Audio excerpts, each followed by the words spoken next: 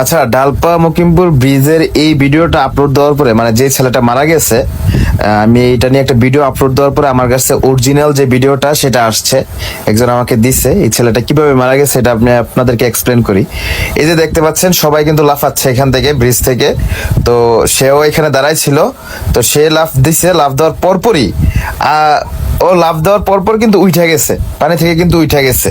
অনেকে বলছিল যে ওই নাকি এরকম ভাবে লাফ দিছে বুকের মধ্যে চাপ পড়ে আসে মরে গেছে, কিন্তু আসলে বিষয়টা এমন না। ওই লাফ দেওয়ার পর ওই কিন্তু উঠে গেছে। উঠার পরপরই মানে আরেকজন সাথে সাথে লাফ দেওয়ার কারণে ডাইরেক্ট মাথা বরাবর পড়ছে। পা গুলা ডাইরেক্ট দেখা যাচ্ছে যে আপনারা একদম স্পষ্ট ক্লিয়ারলি বোঝা যাচ্ছে যে ওর মাথার মধ্যে আঘাত লাগাতে হয়তো বা গাড়টা সাথে সাথে ভেঙে গেছে।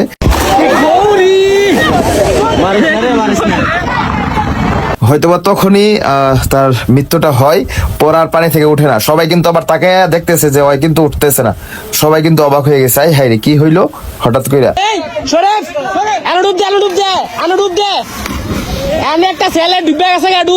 এই বিষয়টা একজন ভাই খেয়াল করছিল যে একজন ডুবে গেছে, উঠে নাই। অন্যরা ভাবছে সে হয়তো বা উঠে চলে গেছে। পরে প্রায় আধা ঘন্টা 40 মিনিট পানির নিচে ছিল।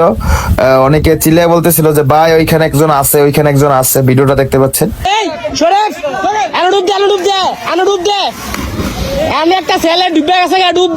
পরবর্তীতে সে তাকে মৃত উদ্ধার করা হয় আর কি। তো মানুষের মরণটা কিভাবে আসে দেখতে পাচ্ছেন, মানে ওই কিন্তু হাসি খুশি ভাবে লাফ দিচ্ছিল।